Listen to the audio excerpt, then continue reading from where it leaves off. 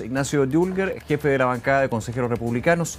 Muchas gracias por acompañarnos, bienvenido. Muchas gracias por estar acá y feliz de poder hablar del tema que nos compete a todos. De hecho, hace un tiempo estuvimos, cuando ya la primera arremetida, podríamos decir, estuvimos conversando justamente en Noticias 24. Es bueno también ir actualizando la visión que tienen ustedes. Pero déjame comenzar primero, Ignacio, por lo que dice el gobernador Orrego. Perfecto. Que aquí hay un aprovechamiento político electoral. Me imagino que tú vas a decir que no. ¿Por qué?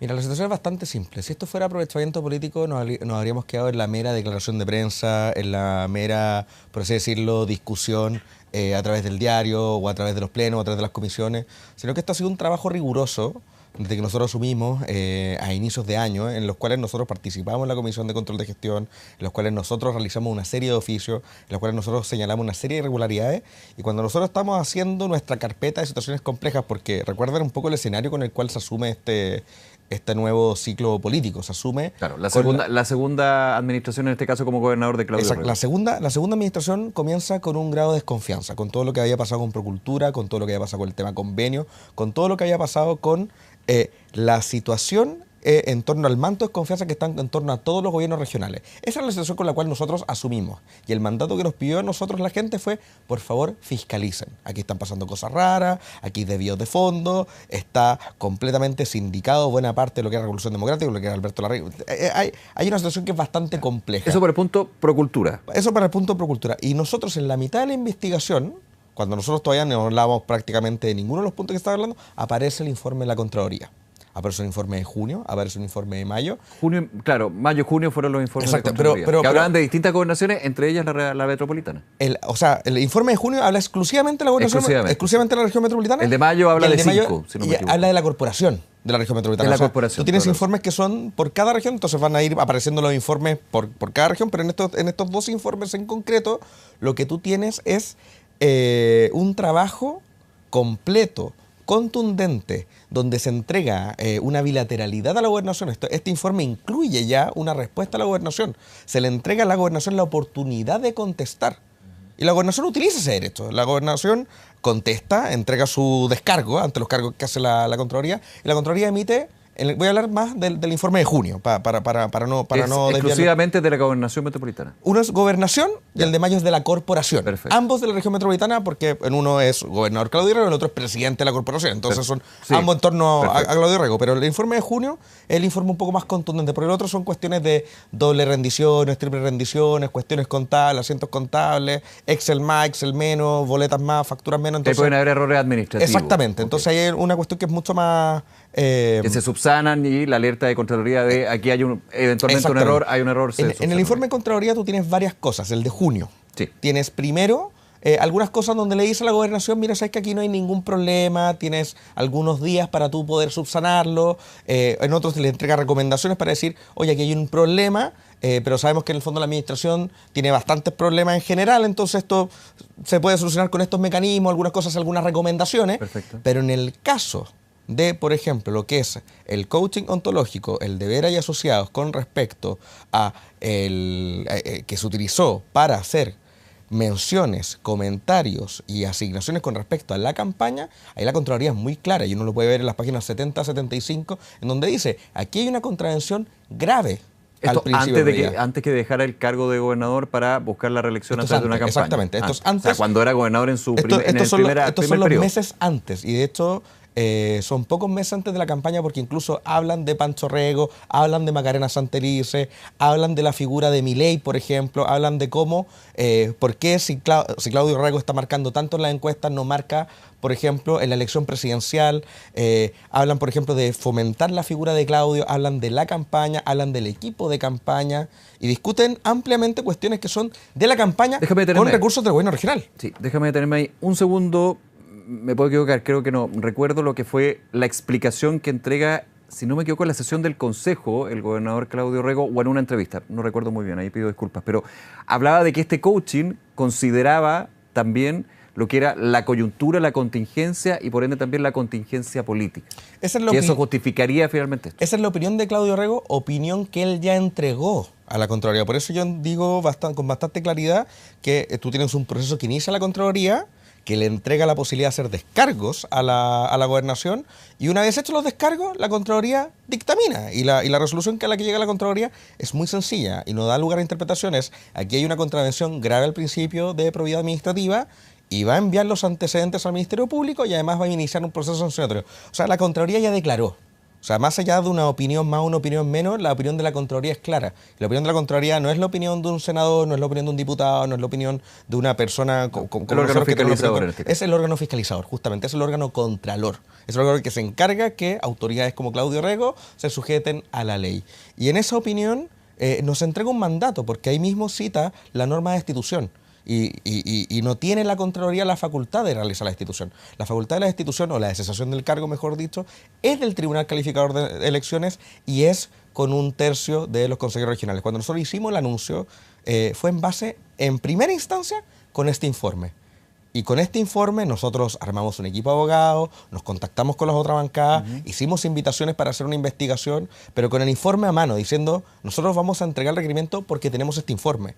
En el curso del mes vamos a iniciar otros elementos, otras investigaciones, otras indagatorias para agregar más cosas. Y con eso terminamos llegando a más de 15 imputaciones que estamos haciendo al gobernador, todas relacionadas a probidad y todas relacionadas a, ¿cómo se llama esto?, a falta de control. Lo que estaba viendo en el gobierno es falta de control. Falta de control. Y también notable abandono de deberes. ¿En qué se representa ese punto en particular? El notable abandono de deberes es precisamente la contraprestación, o mejor dicho, la consecuencia natural de esta falta de control, en el que tú tienes esta situación en la que tú no controlas lo que estás haciendo, tú no registras lo que estás haciendo, tú no generas las protecciones propias del cargo. No estás cumpliendo con tu deber al no estás hacer cumpliendo con tu deber, exactamente. Okay. Entonces tú tienes ciertas situaciones... No es que para que se entienda, no es que haya dejado de trabajar o cumplir las funciones como gobernador. Exactamente. O sea, el nombre puede sonar incluso más grave, o incluso hay personas que confunden este tema y empiezan a decir que nosotros estamos imputando delitos, que estamos imputando corrupción. Y ustedes van un paso más allá, porque cuando Claudio Rego deja su cargo para ya la campaña oficial, digamos, y queda un subrogante, acusan en este requerimiento, y explícame bien eso, de que el subrogante habla siempre de el gobernador Claudio Rego nos dijo que teníamos que hacer esto, otro. Él lo hace constantemente. Pero yo voy a la lógica, o sea, va a ser subrogante, pero tienes que seguir con lo que ha sido la administración de 4 años, ¿no? ¿Cuál es el problema ahí?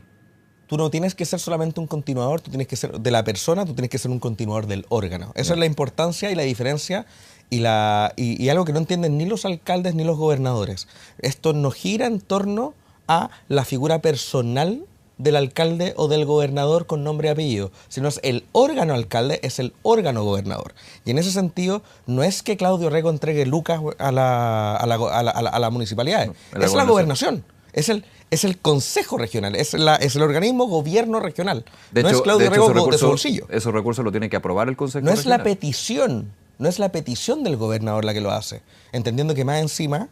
la figura de Gallardo, que es el administrador regional, que es el subrogante en este caso, es una figura de confianza, es una persona cercana, y como consta, por ejemplo, en el coaching ontológico, aparece como una persona con este manejo político. Él lo que hace es transmitir un mensaje personal. Un mensaje personal ¿y por qué a través del escenario de la subrogancia. ¿Y por qué te lo menciono? Uno, desde afuera, digamos, si divido estos dos hechos o este grupo de hechos, o sea, estamos hablando de 17 hechos graves que ustedes consideran el tríceps. Nos quedaría mucho tiempo para poder hablar uno por uno, pero me quedo con estos dos. En términos del coaching y en términos del uso de redes sociales y la gobernación, esto o esto otro. El segundo se ve menos grave que el primero, porque el primero es bastante más evidente que puede haber un mal uso de recursos públicos. ¿Ustedes lo plantean así? ¿Hay hechos más graves? En términos de que el segudo es una cosa que yo veo que se aplica en todo el aparato público. Para hacer una cuestión... No lo estoy justificando. Sí, no. El fondo hay una práctica que está más o menos masividad. A eso voy. Que no quita el hecho de que no sea una práctica que sea contraria a la probidad. Para que se entienda un poco, para hacer un poco de pedagogía en este asunto, la ausencia de probidad se da en cualquier caso en que se utilice recursos públicos para fines personales. Así de amplio es el concepto de ausencia de probidad. Ya. El tema está en que tú aquí necesitas la construcción de lo que es la ausencia, o mejor dicho, la contravención grave al principio de probidad. El caso del coaching ontológico es un caso en donde la misma Contraloría lo declara grave. Este caso, podríamos decir perfectamente, no es un caso grave. Es un caso más o menos reiterado, es un caso que lo hacen las municipalidades, lo suelen hacer los gobernadores, pero cuando tú sumas la página web, el Instagram, el Facebook, las redes sociales, los eventos, tú tienes una cosa que se llama la conducta reiterada. Ya. Y como no existe un desarrollo, por así decirlo, legal taxativo con respecto al concepto de contravención grave, lo que nosotros hemos definido en el requerimiento es que la reiteración de una serie de conductas que aisladamente son pequeñas reflejan un comportamiento sistemático por parte de la gobernación de impulsar la figura de Claudio Rego y poder entablarla no solamente como un candidato a la gobernación, sino como un eventual candidato presidencial. Déjame simplificar y te pido disculpas por simplificar algo que de por sí es complejo, pero para seguir en esta conversación, te voy a hacer la siguiente pregunta. ¿Perdió plata la gobernación regional con este tipo de hechos, con este tipo de actos? Tú no tienes solamente un tema de dinero, tú tienes aquí un tema de personal, tú tienes aquí un tema de horas hombre, tú tienes aquí un tema de recursos, tú tienes ahora un tema de oficina. Tú revisas, por ejemplo, el Instagram de Claudio Rego hoy día en la noche y él tiene una historia de él con ropa deportiva haciendo mancuernas en la oficina de la gobernación. Entonces se llega a un sinsentido en donde se pierde la lógica de por qué están las instituciones. La oficina de él no es para las redes sociales donde se hace caricatura de su propia persona. La oficina de él es la oficina en la cual él trabaja y recibe personas en base a audiencias. Esa es la razón por la cual una autoridad unipersonal tiene una oficina. No para hacer grabaciones de sus propias redes sociales. No para hacer grabaciones de él haciendo deporte en la oficina. Pero no es hilar muy fino en términos de que el mensaje puede estar relacionado, yo no he visto el video, desconozco, pero con la vida sana y con lo que promueve también una gobernación regional en términos de sus ciudadanos. No es un tema Estoy pensando en lo que son los videos que yo he visto tantas veces de un Claudio Rego u otras autoridades locales. No es un tema de hilar fino, es un tema de cuidar los recursos que son públicos y cuidar las instituciones. Y por eso digo, aquí hay personal involucrado, aquí hay oficinas, aquí hay horas hombre, aquí no es un tema... Probablemente no hay un desvío de fondos, que es lo que dice muchas veces Claudio Rego, en decir como yo no me he llevado un peso. No estamos hablando de desvío de fondos. Yo no me he enriquecido con esto.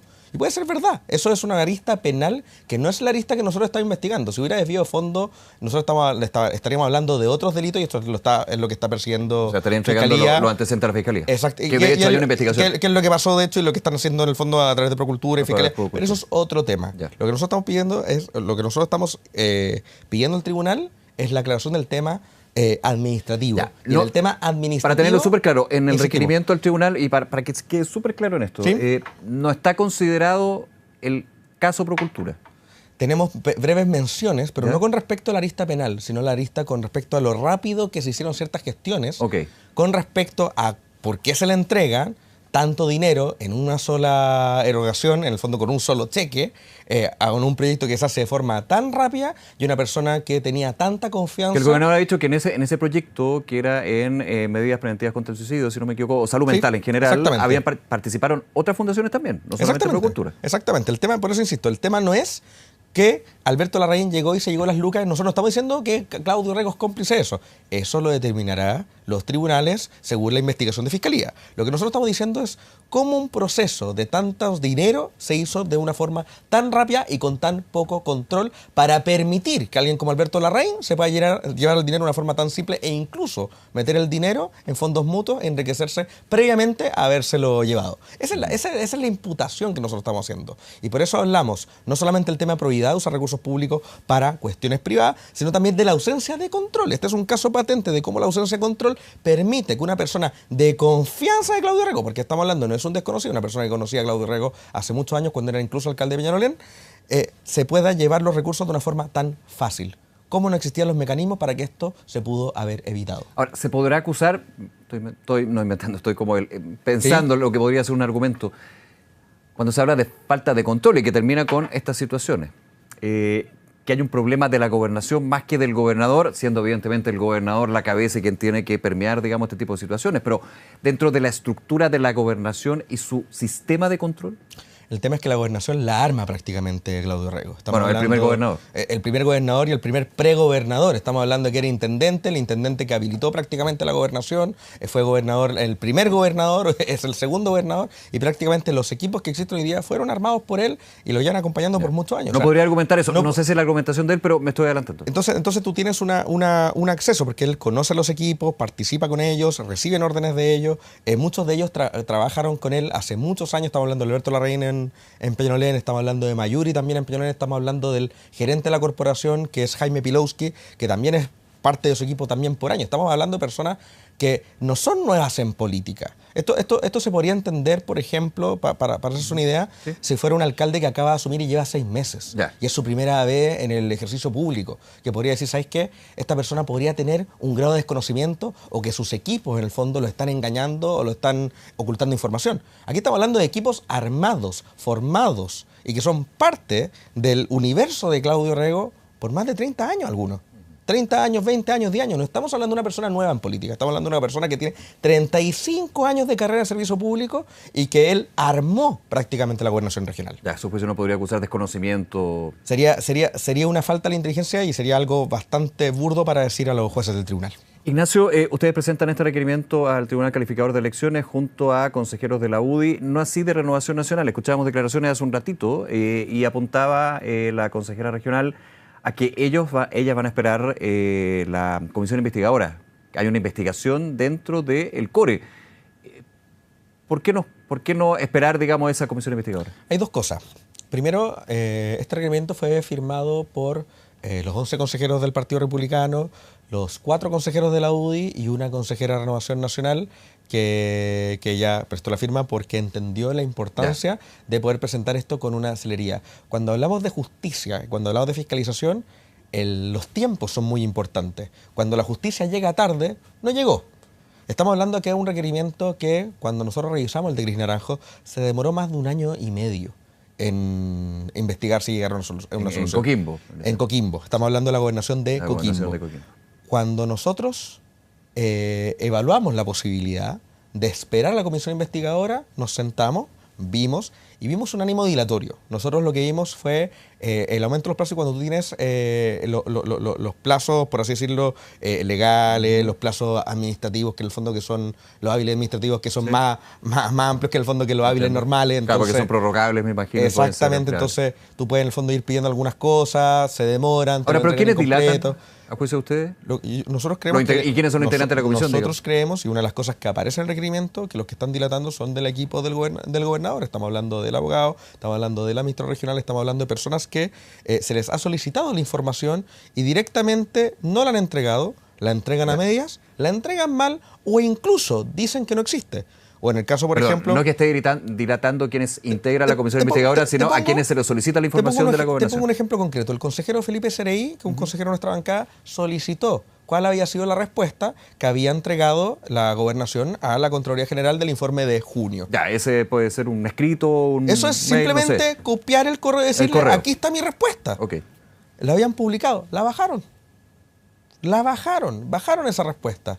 Nosotros no teníamos conocimiento del informe de junio e incluso en la sesión 11 del 11 de junio de este año, el gobernador Orrego dijo claramente que no existía ningún proceso en Contraloría que estuviera evaluando la situación de la corporación. Y después aparece el informe de mayo. Y tenemos un correo de Luz Magali, que es la persona de control, la persona que se encarga del control, donde había dicho que este informe sí estaba en conocimiento de las personas que tomaban la decisión en torno a qué es lo que se debía hacer. ¿Otra cosa en que se ocultó? Nosotros estamos hablando de que aquí hay información tan cruzada que nosotros lo que estamos diciendo es que no la quieren entregar, la quieren dilatar, de plano la entregan mal para que nosotros tengamos que pedirla de nuevo y volver a cursar con los plazos. O incluso, te pongo otro ejemplo, cuando pedíamos en la Comisión de Control de Gestión, los manuales de compra decían que no existían. Hasta que la investigación de Sergio Morales, también consejero de nuestra bancada, indicó que existía un manual de compra con respecto a cómo se iban a proceder con las compras que eran superiores a 400 UTM o a más de 1000 UTM. Perfecto. Entonces, todas esas cosas nos hacen pensar a nosotros que la comisión investigadora es una comisión que no va a llegar a buen puerto, porque te hago una pregunta abierta, que no es necesario que lo contestes, pero una pregunta para que se entienda. ¿Puede llegar la comisión investigadora a una resolución distinta a la que llegó la Contraloría? Tiene una comisión que se armó solamente con consejeros regionales y con el equipo del gobernador Orrego la posibilidad de llegar a un puerto diferente a una conclusión distinta, digamos. A lo que llegó Dorothy Pérez. Entonces, al final del día, ¿esto qué va a haser? Si llegan a algo distinto, va a ser la palabra de los consejeros regionales más Claudio Orrego versus el informe final de la Contraloría. Entonces, yo no... o al menos la definición que nosotros tomamos como bancada y que de forma muy sana también lo tomó así la UDI y esta consejera RN, es que no tiene ningún sentido esperar a esta comisión investigadora, porque esta comisión investigadora va a entregar quizá más antecedentes, pero el antecedente más importante y el antecedente que a nosotros nos da la fuerza para continuar con las demás imputaciones son los informes de la Contraloría General de la República. Nos quedamos muy atentos entonces, Ignacio. Nuevamente gracias por acompañarnos y aclarar lo que contempla este requerimiento, ¿no? Muchas gracias. Que estén muy bien.